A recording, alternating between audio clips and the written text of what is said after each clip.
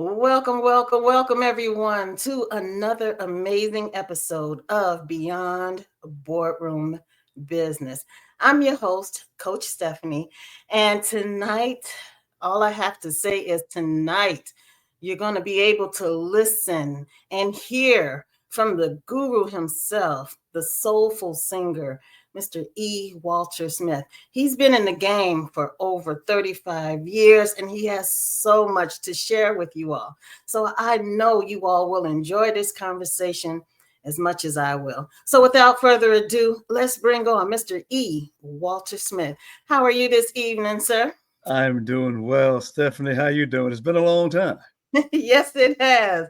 Wow, it's been amazing. Yeah, time is flying, isn't it? It's Oh my fine. gosh. It's fine. But Yeah. you're wearing it well. Oh, thank you. Absolutely. You as well. You as well. Thank you. So, without further ado, who is E. Walter Smith? E. Walter Smith is a singer, songwriter, entertainer out of Cleveland, Ohio. I have been in the Atlanta area for some 3.5 decades now. The kind of music I do is love and romance. I'm a strong believer in happy endings and providing an environment where grandma and grandpa can bring granddaughter and grandson to any of my shows, press play on my music, and everybody have a good time. So that's pretty much who I am in a nutshell. The songs I've written have been on New York Times, the about.com top 5 wedding list, Oh, and now hopefully will become the next boots on the ground with my new song She's Like, and the line dance we just choreographed that last week. So trying to okay. stay current, but at the end of the day, it's all about the music and it's all about love and romance with me. Yes, that's beautiful. Now, what got you started in singing, first of all? That's an interesting question. When you look at the fact that I'm a Karamu kid, and essentially what that means is my parents met at Karamu House in Cleveland, Ohio, and Karamu House is arguably the oldest Black theater in the country. And Oh, so from the time they met to the time they conceived me, the whole idea of arts and entertainment has, been in my blood. And when I turned 10 years old, I sounded like this. My voice changed at 10. So that wow. put a strong halt, to anything I wanted to do vocally in that environment. Picked up the bass guitar and started, playing in a rock and roll band. But it was during that time when I began to realize I had a deep speaking voice, but I had a real wide singing range. So I sang a lot of the background vocals and that kind of thing. And then it was spring of 1981. Driving around town, I'm at the stop sign, and I heard a brother go, "Love had played its games on me so long." I'm like, wait a minute, hold it. I can sing that. Now, Yeah.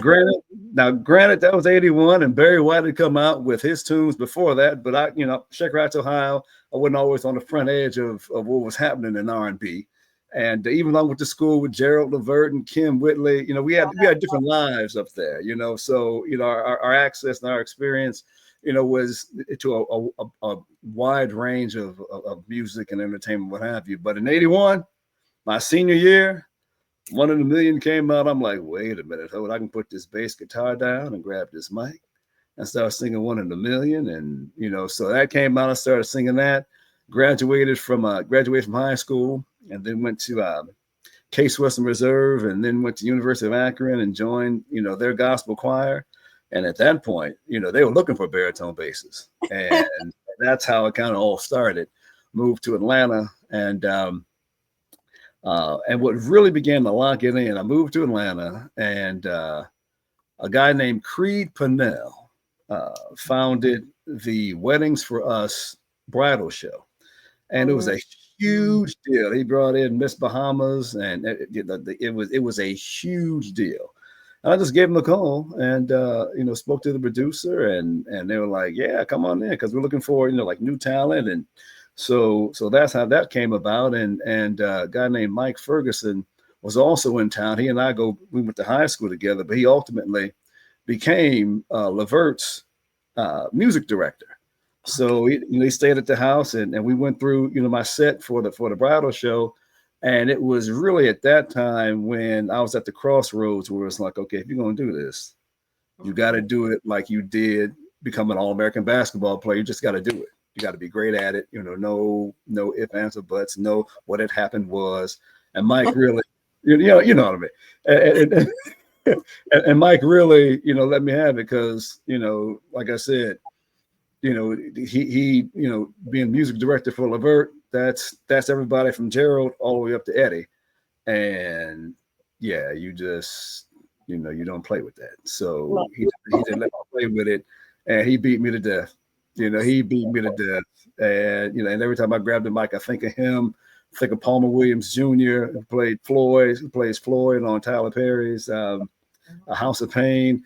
I think of Little G, lead singer for Silk. He came through. My one of my old roommates, a guy named Big Tim Melkor. He was the head of security for Silk, TLC, Boys to Men, the Jacksons, everybody. And so a lot of times the groups would come through the house to pick them up or to rehearse or whatever. And and I grabbed G one day, and he wore me out. So I've been surrounded by a lot of great vocalists, and so it just kind of helped me to fine tune what I'm doing. And so here we are today. Nowhere near as good as any of them, but I've kind of found my lane now, and I'm kind of doing my thing. So that's where it started, how we got here. I think you're a wonderful singer. So I mean, thank you. I'm the kind of singer. I don't do a lot of the runs and the riffs. I mean, I can, but I don't do a lot of that because, for all practical purposes, what I do, if I just deliver a strong vocal and tell a great story and make it entertaining, that's what's working for me. So if I need to throw a run in there, I can. But I do more of a stride than a run.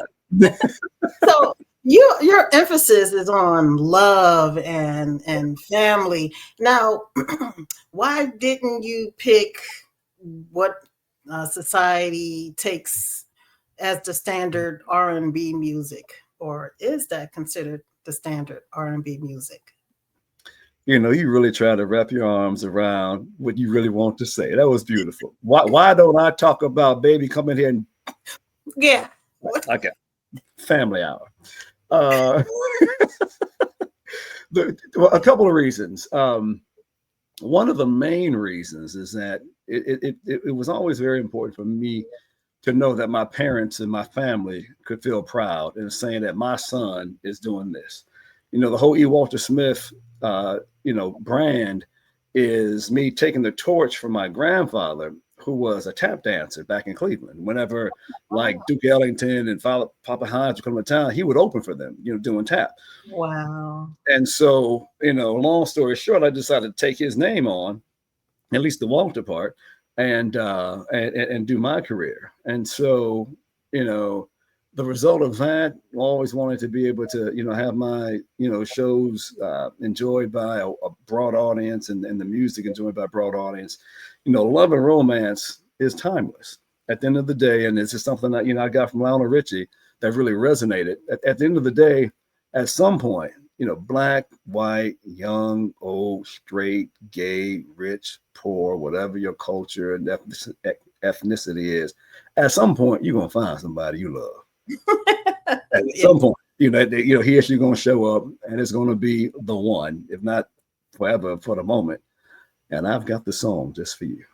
And so, from a from a catalog perspective, and being able to have music solutions for movies and advertisers and TV shows and what have you, my catalog is one that's timeless. And from a profitability perspective, if you write a song, like for example, Little Girl, I wrote that just about 18 years ago now. Wow. And I can tell you, some father is holding on to his daughter for the first time.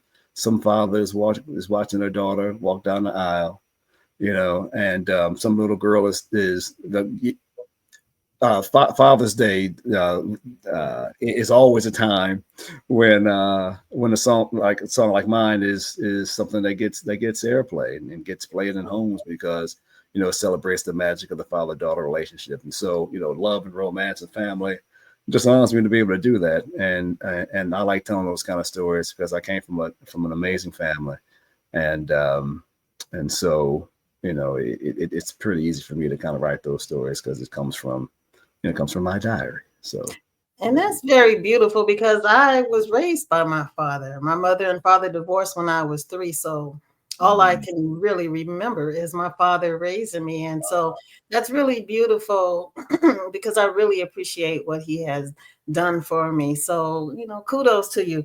Now, can you explain the writing process? Do you write your own music?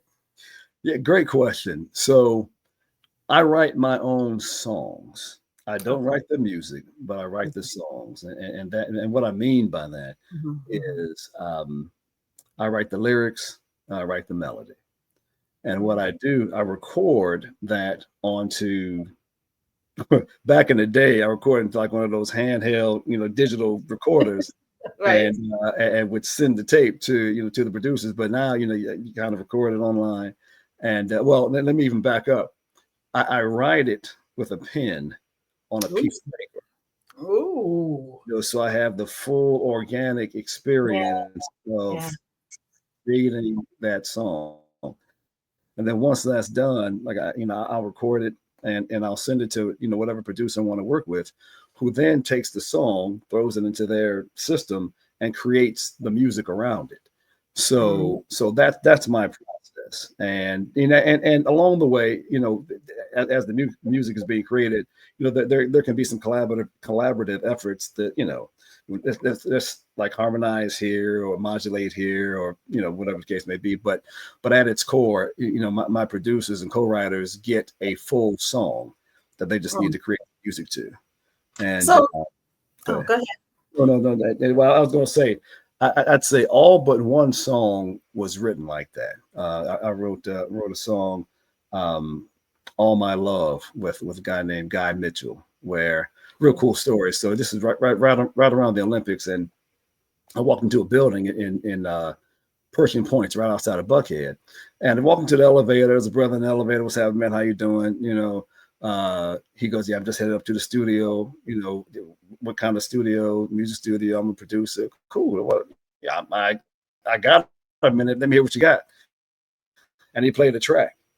And long story short, that was the first time I actually wrote to a track, and it's all my love, and it's on all the streaming networks, and it's a great song, and that was the only time I kind of wrote in reverse, but every other time, I write the song and hand it to the producers, and we collaborate from there. okay. So let's dissect a song, if you will. Now, when Uh, you write the song and you said you put pen to paper, are you trying to rhyme or do you get the concept of the story of the song or what inspires you to get started and complete it? wow. You know, every songwriter will have a different answer that Okay. ultimately probably says the same thing. And the immediate knee jerk action is, I don't know, man. I just was hit with something, and I, just went ahead and wrote this thing. That's the truth of the matter. Now, Yeah. peeling back the onion on the truth, it can it can be anything from, for example, when I wrote Little Girl, it was on the night that my sister and my brother-in-law, well, her husband, when they got married, and they were sitting around, and so they're gone. Me, mom, dad, my brother are just sitting around in the living room, and so dad starts doing this here, and mom goes, "What's on your mind, Walt? Go ahead and say it." So he goes, when your sister was born, I prayed that I would live long enough to be able to dance with her on her wedding day. Oh, So one of the lines in the song is just that. I prayed to live long enough to dance with you on your wedding day. So that's what inspired that. Um, Prior to that, when her fiance, well, at the time, when her fiance, I'm like, wow, that's pretty cool. And he's an amazing guy. I could not ask for a better brother-in-law. The oh, point of it is this. What inspired that was they met online. She was in Japan, he was in DC, and neither one of them thought they would ever get married. What?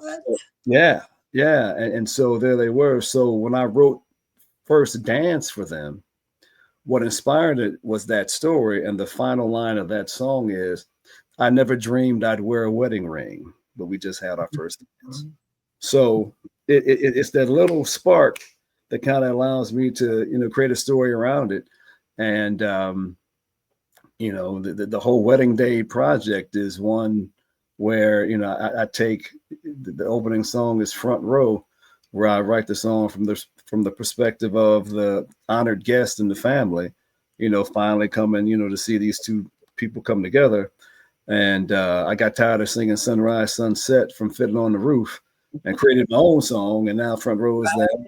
And so it goes on and on and on. When she's walking down the aisle, it's from the perspective of the groom at the aisle, telling him to take a step, take a step, and so, and then, I also write not only for fans, but for brands as Mm, so that, there's always another life that it can have, whereby, for example, really, I went overboard on purpose for this song, Take a Step, because I knew that you seldom hear about a groom talking about how fine his bride looks in that gown. And so when I wrote it from him standing at the altar and told her to, and then said, "Stop, I love your gown, turn around." Well, now if you make gowns, you can use my song, just a snippet of the that's bride. right. So a lot of what I do, has a um, uh, uh, has the opportunity whereby if a brand is trying to tell a story, again, I got you know timeless songs that will meet the need of whatever it is that you're talking about, and that's that's my process. Right. The business of music. So Yeah. let's talk about contracts. How do you know if you're getting into a great contract? Do you just have to have an attorney to go over all of the details, or what is that about? um Short answer is yes. Okay. Long answer is, the more knowledgeable you are just about the business side of music, the faster you're able to tell just right up front whether or not a contract is being put in front of you, whether or not an opportunity that's laying in your lap is one that is for you. Okay. In so many instances, a good deal is real specific to who you are, where you are, your point of career, and what's really important to you. And so many times it's not about the money. Mm, So many times it's about the experience, it's about the access, it's about the relationship, it's yeah. about the thing that it's aligned with. There's a ton of things that makes a good deal and makes a good contract. And so depending on where you are and what the real issue at hand is, that begins to kind of set the tone. And then once it's established that it is at least a good opportunity to be considered, that's when you bring your attorneys in and your consultants in, Okay. kind of dot I's and cross T's. Um, and it's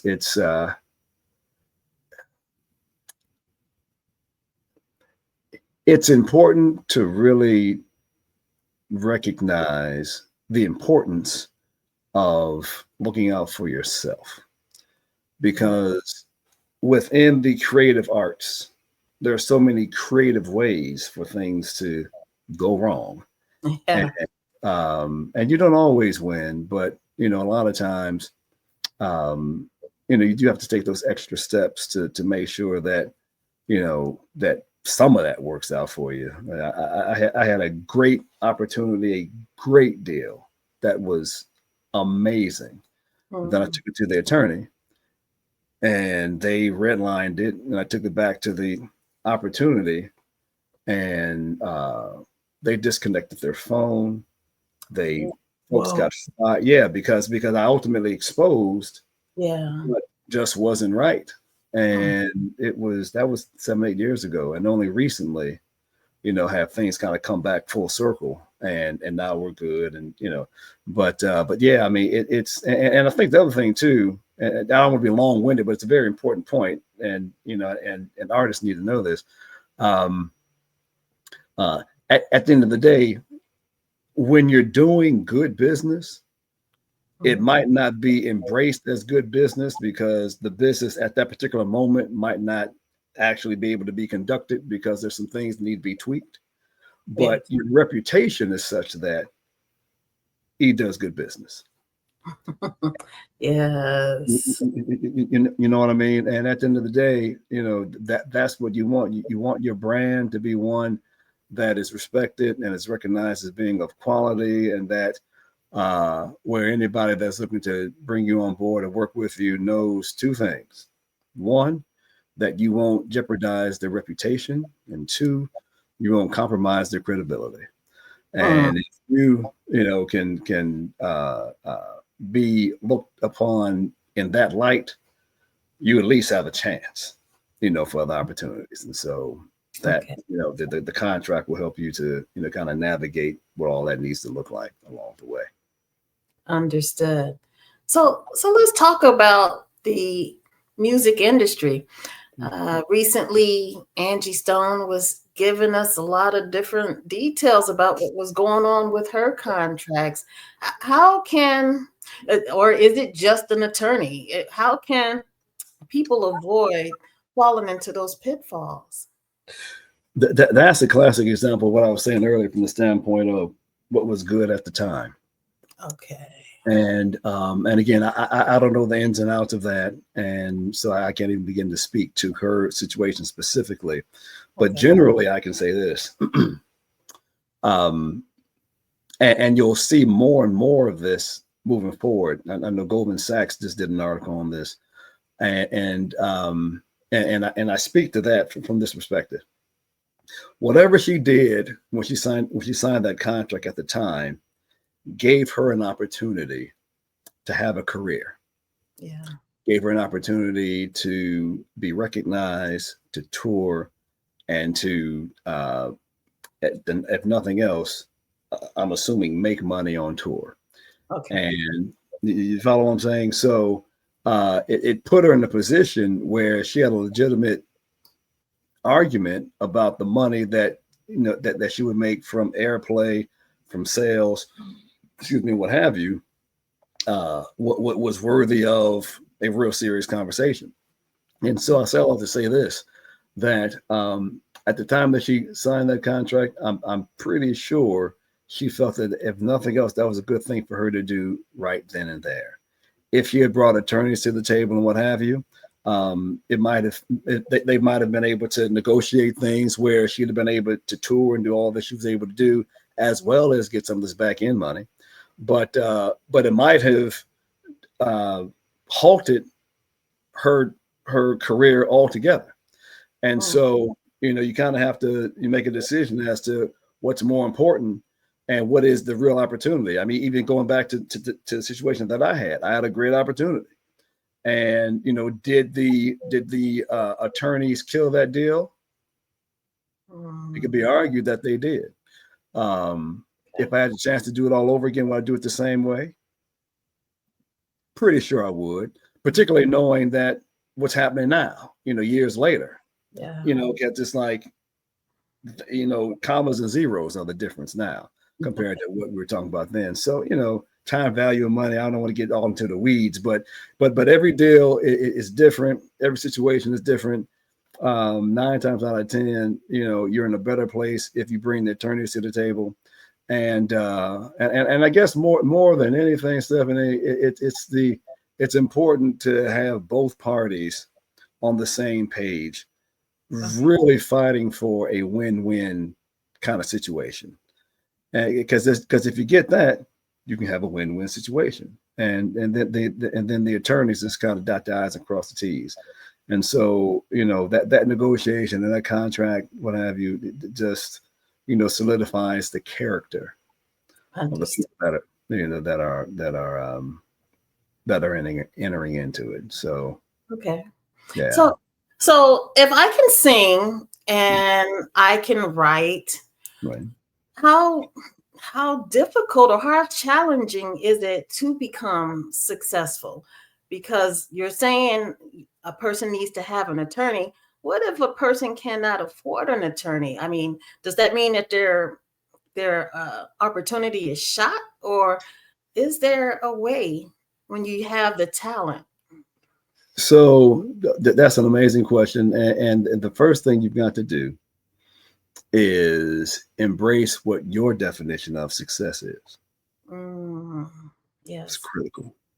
That's Yeah. critical, particularly in this day and age when social media Oof. gives you an impression of success that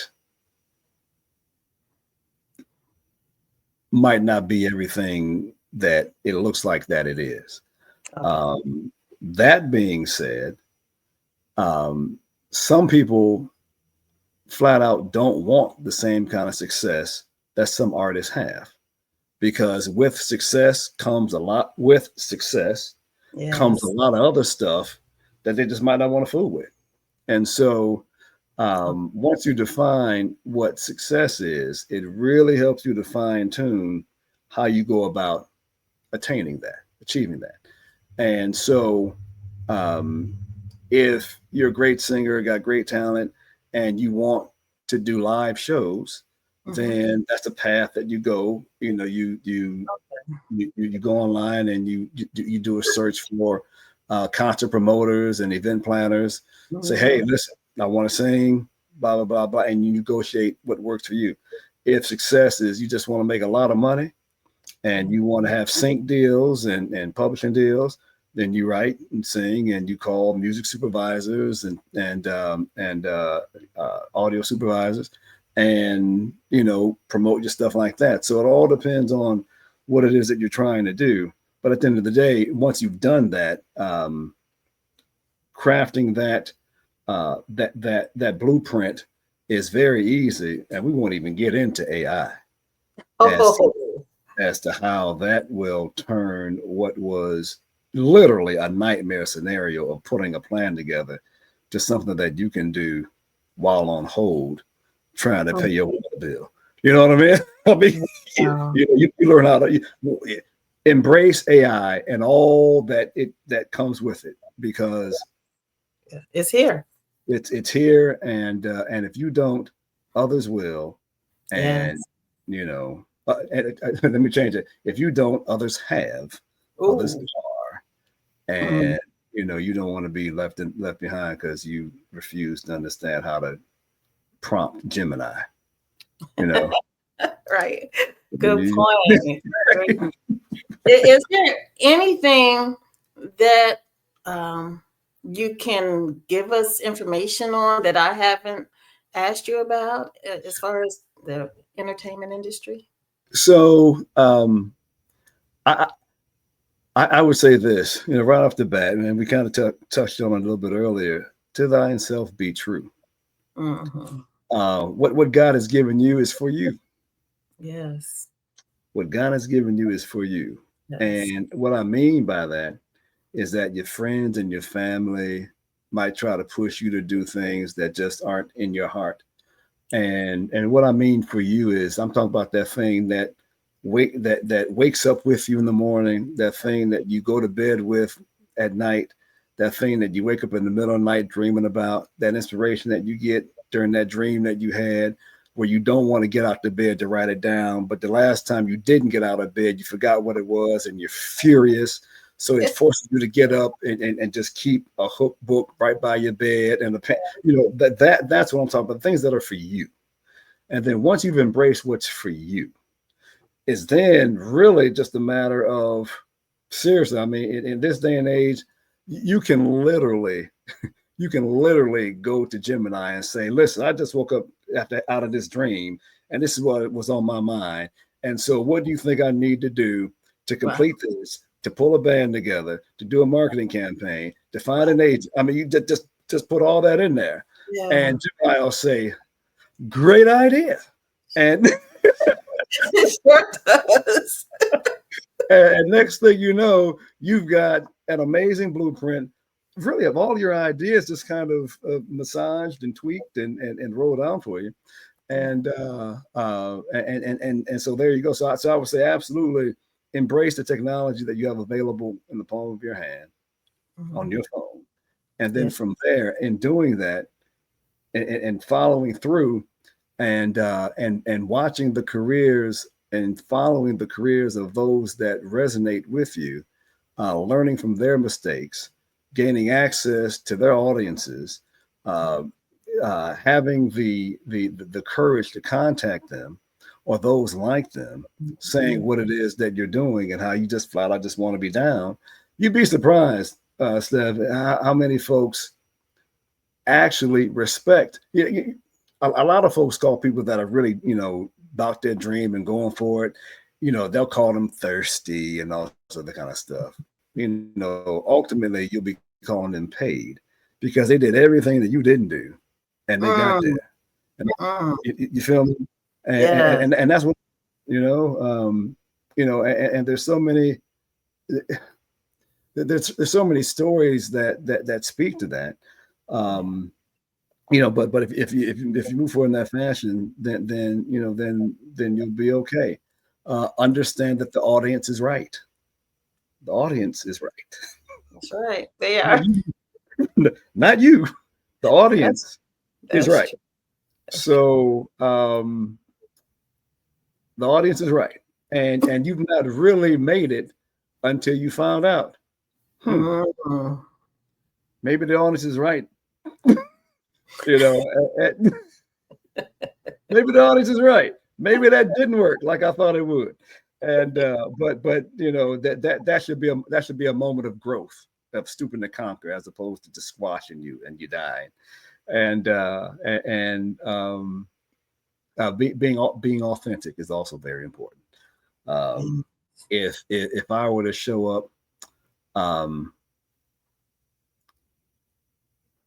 if I were to show up as anyone, I'll say it like this: if I were to show up as anyone other than E. Walter Smith, I ain't fooling nobody. It ain't gonna work.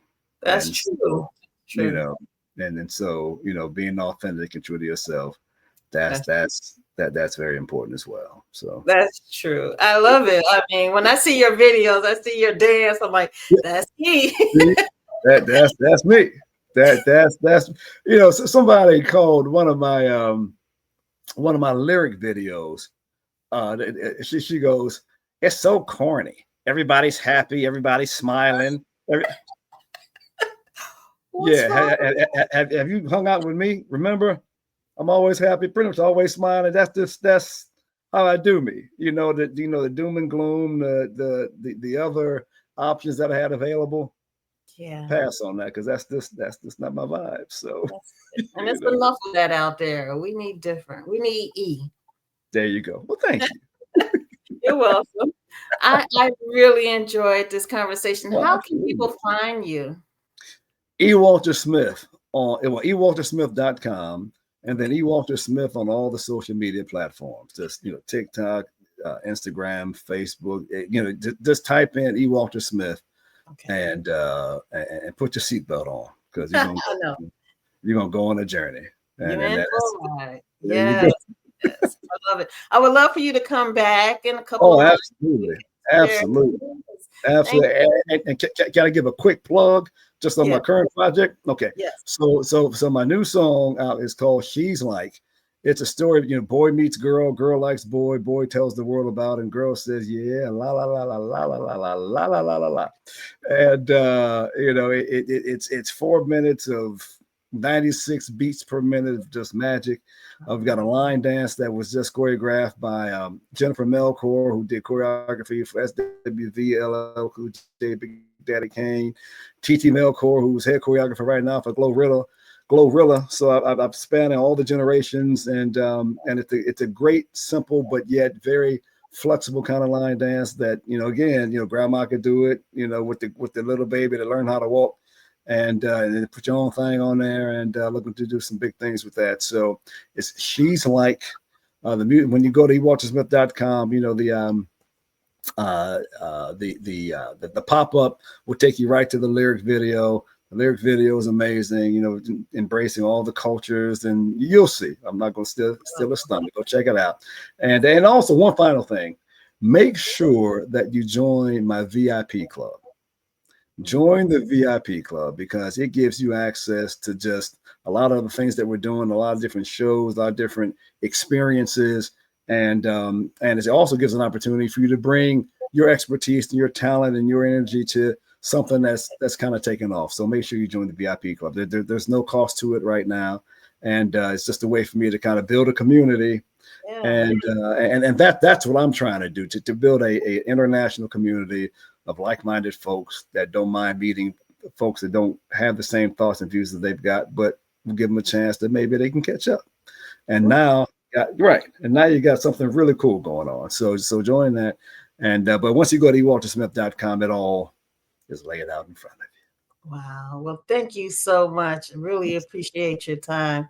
And I look forward to the next interview with you. you. Oh, as do I. And Stephanie, just let me say this: you have been an amazing, amazing part of of so many lives. And this particular song was first done at one of your birthday parties. And Mhm. so it was, when I saw that I had the opportunity to be a part of this, kind of brought things full circle, because the song has evolved, but it actually the first time I sang it was at your birthday party, and Wow. and your smile was as bright then as it is now, Thank and you just have a radiance that people continue to be attracted to, and I just want to congratulate you on your success and all that you've done, and I know that Coach Stephanie will continue to do her thing, for years to come. I know the best is yet to come, and I'm looking forward to being a you. part of Thank you so much. it. I Absolutely, truly appreciate that. You're the best, E. You're the best. absolutely. Thank you. Okay, everyone. I hope you all enjoyed that episode. I mean, it's just amazing. Make sure you check out ewaltersmith.com and make sure you join his VIP club. And just sign up, and I'm sure you won't be disappointed because he's been in the game too long. He knows what's going on, and he can definitely tantalize your listening skills with his beautiful voice. And I look forward to listening to whatever he has coming out next. So thank you all for joining Beyond Boardroom Business tonight. I hope you all enjoyed it. And until the next time, which is every Thursday, 7 p.m. Eastern Standard Time, stay prayerful, stay patient, and stay present. I look forward to seeing and hearing from you all soon. Take care. Peace.